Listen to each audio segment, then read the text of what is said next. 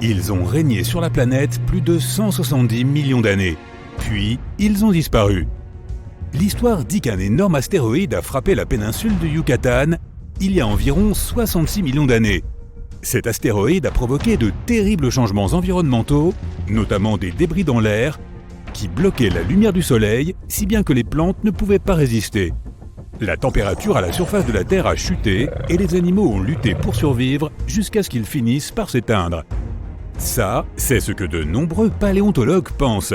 D'autres disent que les dinosaures étaient sur le point de s'éteindre avant l'arrivée de cet astéroïde. Déjà 10 millions d'années avant. Les espèces les plus anciennes n'ont pas évolué suffisamment pour s'adapter aux changements environnementaux tels que l'élévation du niveau des mers, l'activité volcanique massive ou les ères glaciaires. Les dinosaures préféraient la chaleur qui leur permettait de conserver leur température corporelle stable. Les dinosaures vivaient sur les 7 continents, même en Antarctique, car il n'y avait pas de glace là-bas à l'époque. Il y a environ 90 millions d'années, c'était une forêt tropicale marécageuse avec un climat chaud et agréable. Même sa localisation était différente, car elle se trouvait à 900 km du pôle sud de l'époque. Le niveau de la mer était 170 mètres plus élevé qu'aujourd'hui. Et la température de la surface de l'eau pouvait atteindre près de 35 degrés Celsius.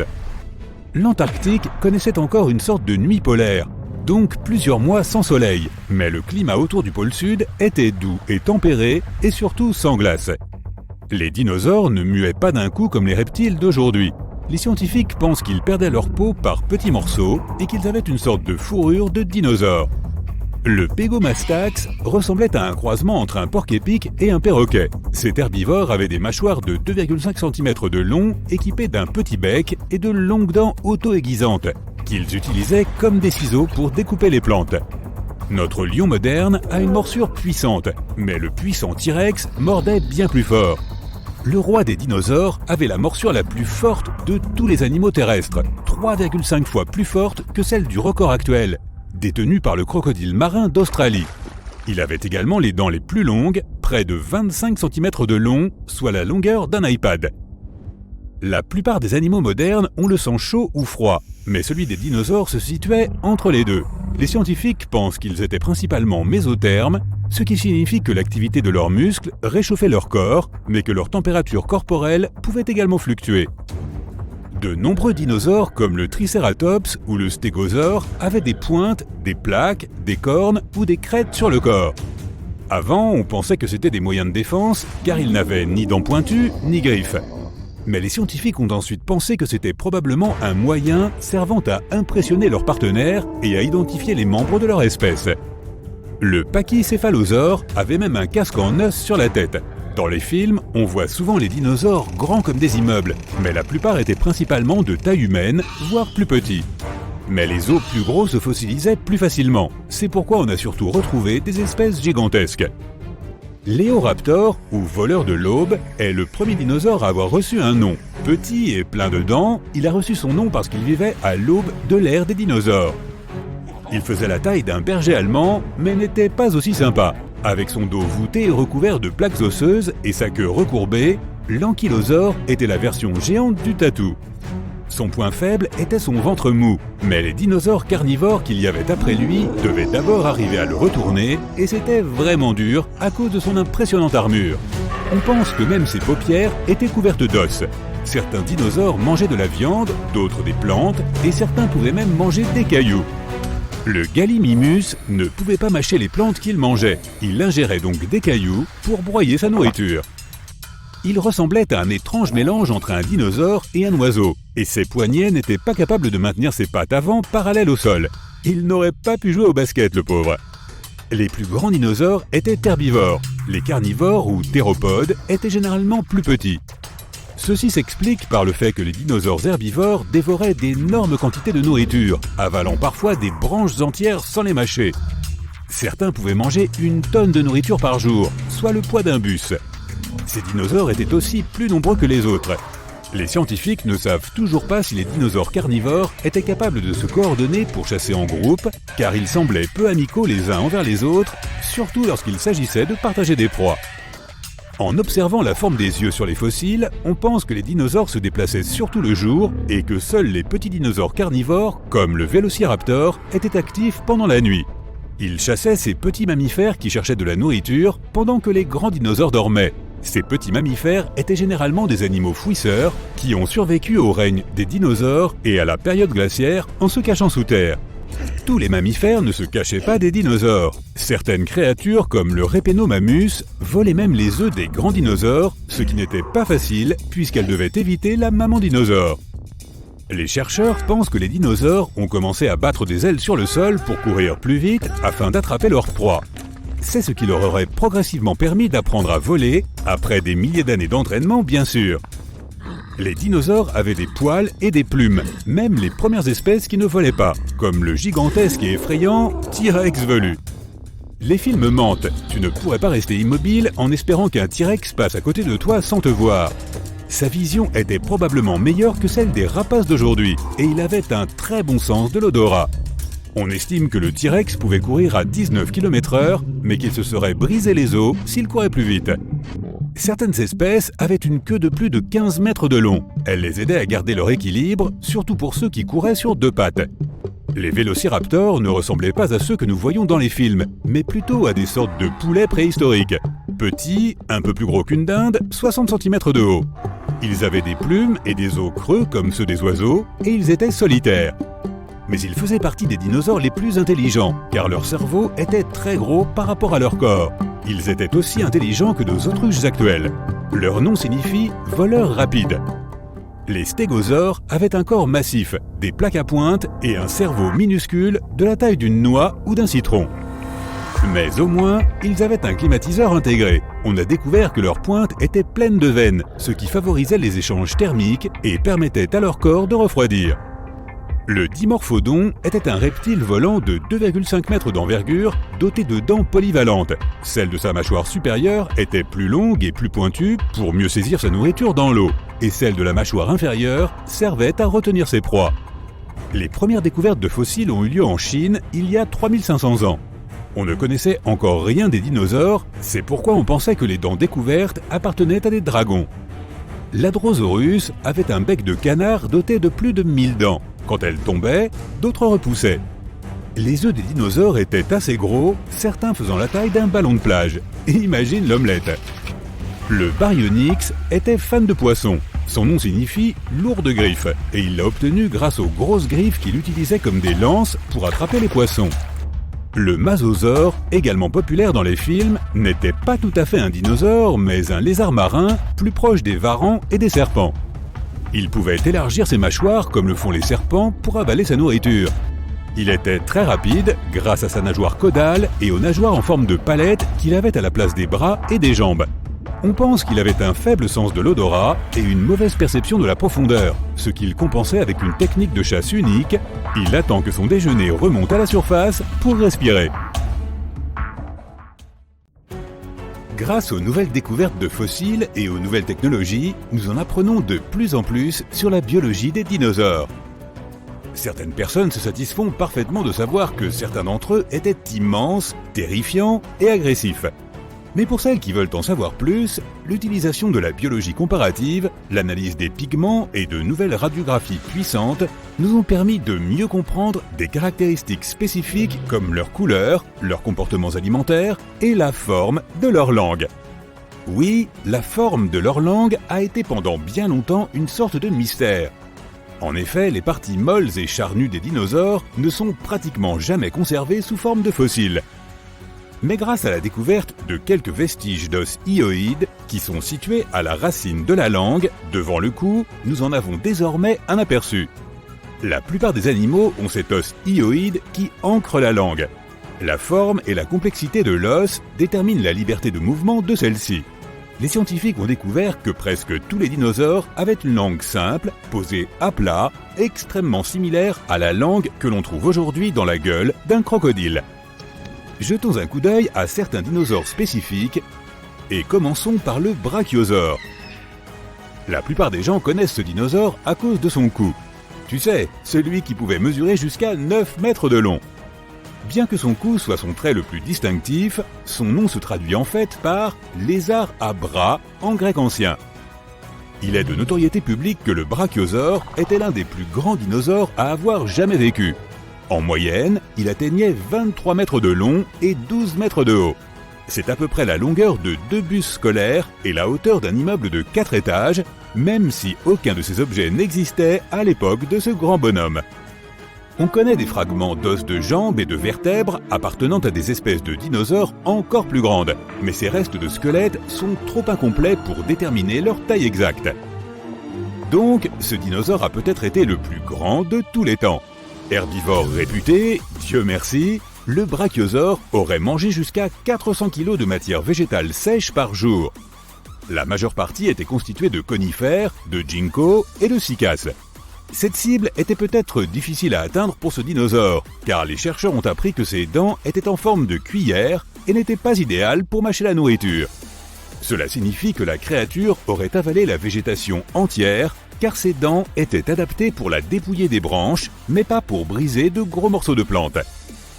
Ceci, ainsi que la forme du corps du dinosaure, suggèrent que le brachiosaure aurait préféré se nourrir aussi vite que possible. Les dinosaures comme lui ne se servaient pas toujours de leur capacité à dépouiller des arbres imposants pour manger. Les brachiosaures voyageaient en troupeau, se déplaçant vers l'endroit suivant une fois qu'ils avaient épuisé toute la végétation locale. Et vraiment, toute la végétation locale, pas seulement celle qui pendait haut sur les arbres. Il est probable que la créature complétait son alimentation avec de la végétation à des niveaux plus bas, surtout après s'être occupé de tous les arbres à proximité. Cette méthode d'alimentation était la plus intéressante d'un point de vue énergétique pour ce géant. Les chercheurs estiment qu'en grignotant de la végétation plus basse, les dinosaures économisaient jusqu'à 80% d'énergie par rapport à la recherche de sources de nourriture plus hautes. Ils ont également découvert que les narines du brachiosaure se trouvaient sur l'avant de son visage et non sur le dessus. C'est parce que nous savons maintenant que les troupeaux parcouraient des plaines inondables fertiles. Pendant des décennies, on a pourtant cru que ces créatures vivaient dans de profonds marécages. Examinons une autre idée reçue courante sur un dinosaure bien connu. Voici le fameux Tyrannosaurus rex, qui est sans doute le plus célèbre de tous les dinosaures. Des découvertes faites au cours des 100 dernières années ont révélé que les théropodes avaient une peau fortement emplumée.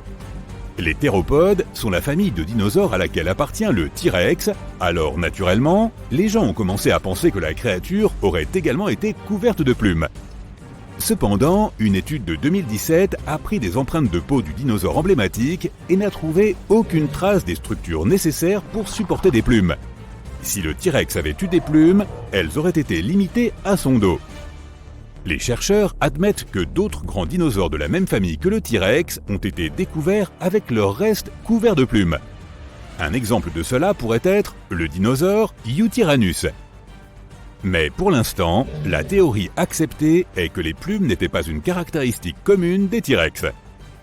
Il est donc plus tentant de croire que les plumes étaient exclusives aux petits Tyrannosauridae et qu'elles étaient là pour garder la créature au chaud. Pendant longtemps, les chercheurs ont pensé que les plumes étaient une caractéristique exclusive de la famille des théropodes, mais cette théorie a été démontée.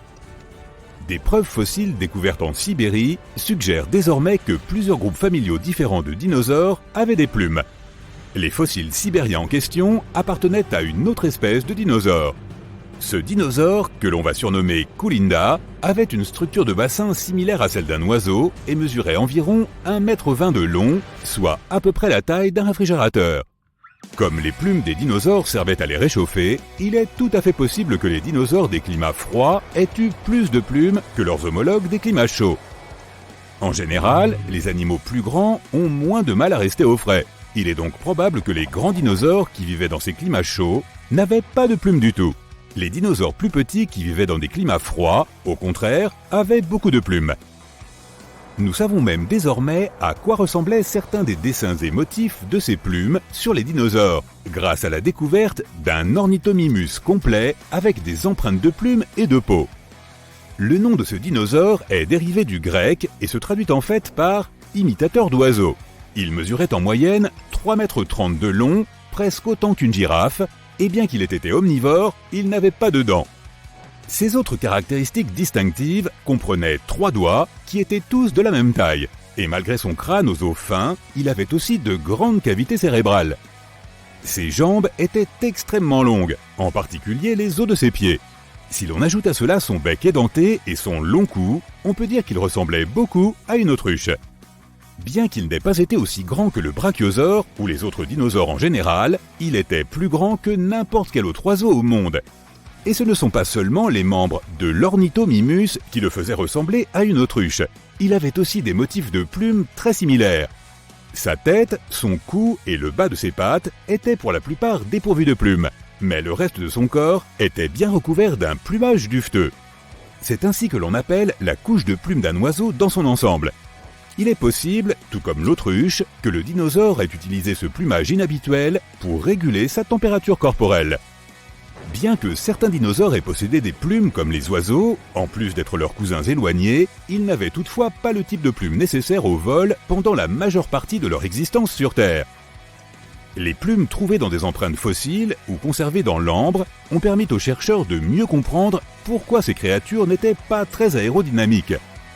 La structure de ces plumes semble être très simple, avec une tige centrale mal définie et flexible.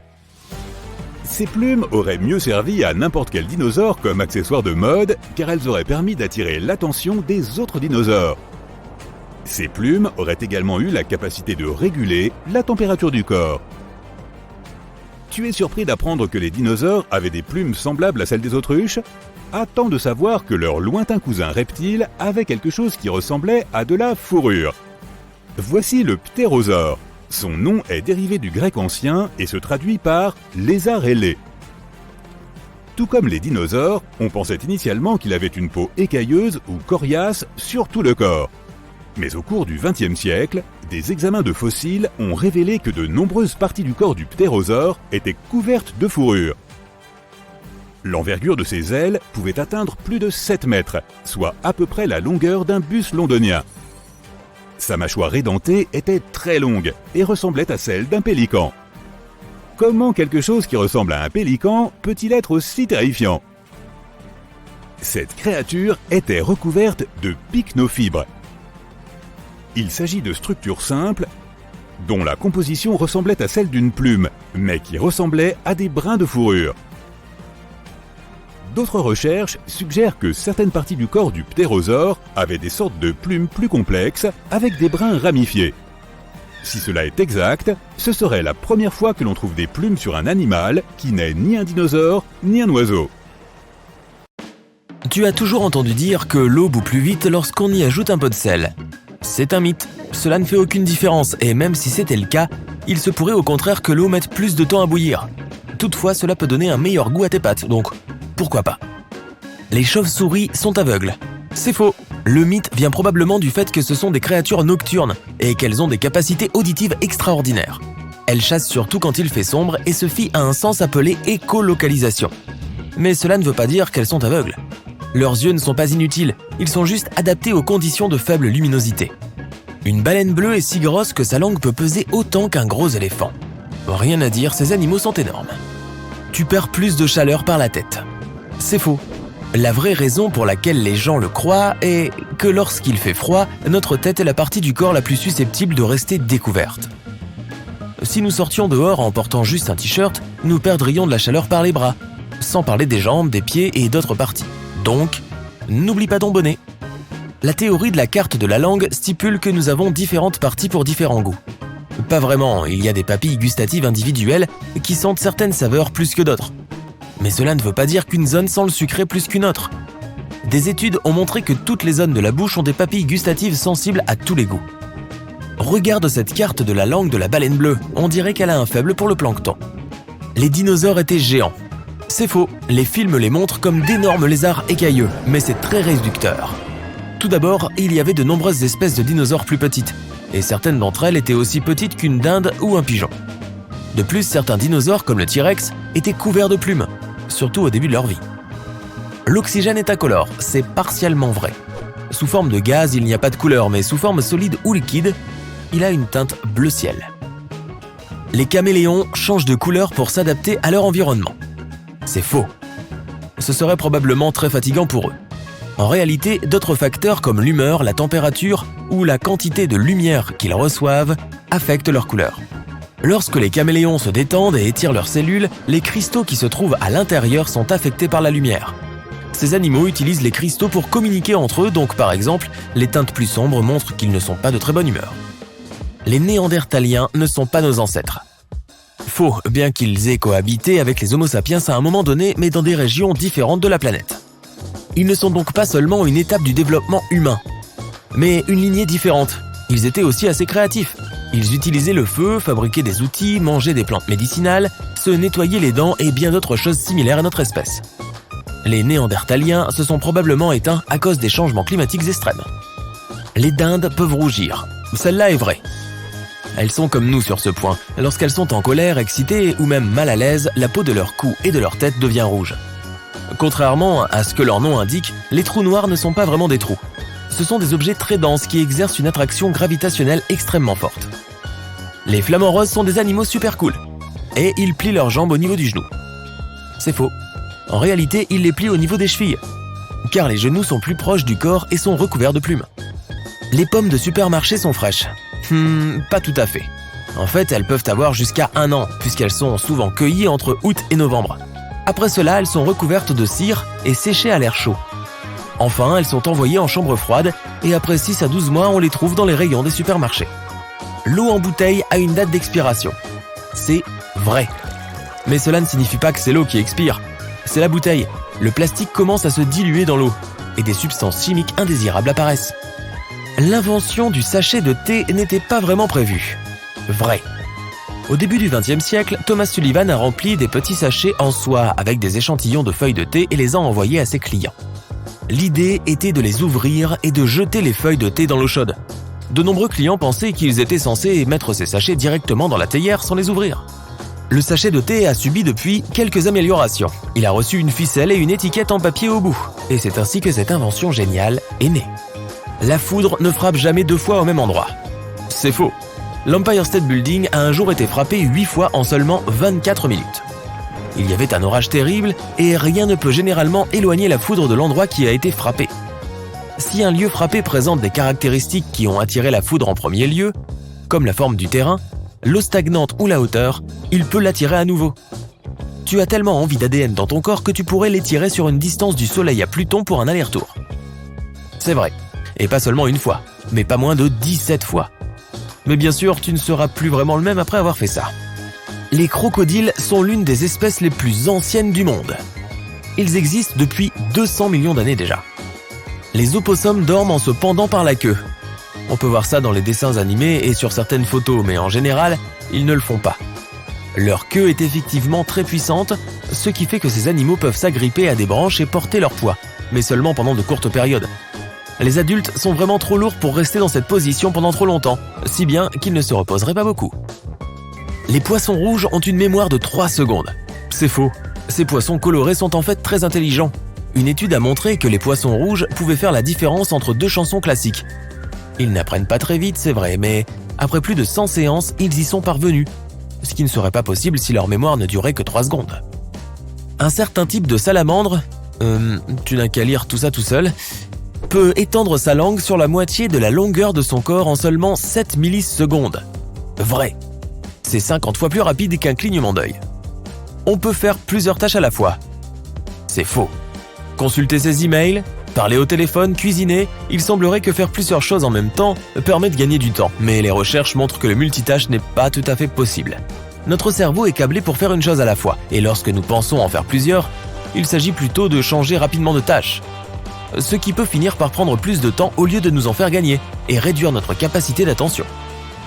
La Terre n'est pas la seule planète avec de l'eau. La NASA a découvert que Jupiter abritait un océan contenant 2 fois plus d'eau que notre planète. Il se trouve juste sous une couche de glace. Même Mars a de l'eau liquide.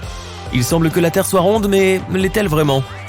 Techniquement, elle a des pôles aplatis, ainsi qu'un renflement à l'équateur, si bien qu'elle a plutôt la forme d'un ellipsoïde.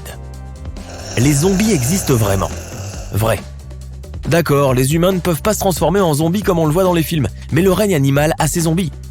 Par exemple, il existe un type de champignon qui prend le contrôle des fourmis en répandant des produits chimiques spécifiques dans leur cerveau.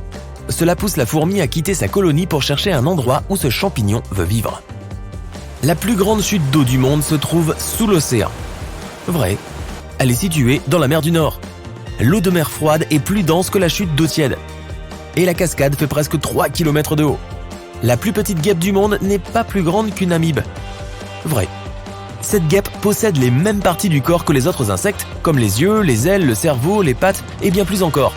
Mais elle ne mesure que 0,02 mm de long, ce qui, dans la plupart des cas, la rend plus petite que les organismes unicellulaires, également appelés amibes. La neige ne peut être que blanche. C'est faux, et on ne parle pas de la neige près des bouches à incendie. Par exemple, il existe des montagnes dont la neige est rose, comme la Sierra Nevada en Californie. Sa couleur est causée par un certain type d'algue qui y vit. Aurora borealis a une sœur. Vrai, elle s'appelle Aurora australis. Et tu peux la voir dans l'hémisphère sud. Le meilleur moment pour la voir est l'hiver austral. Plus de 99% des atomes sont constitués de vide. Vrai.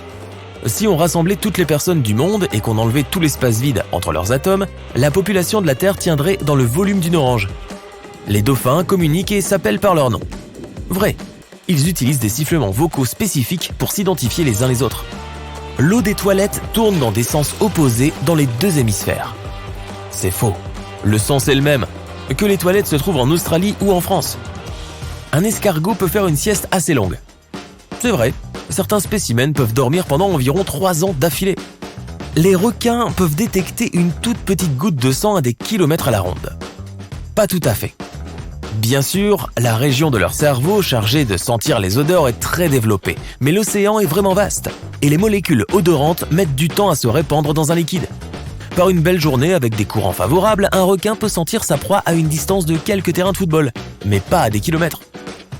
Enfin, les pingouins demandent leur promise en mariage. Vrai, ils sont monogames et après avoir choisi une compagne, le mâle donne à la femelle un caillou pour lui montrer son affection.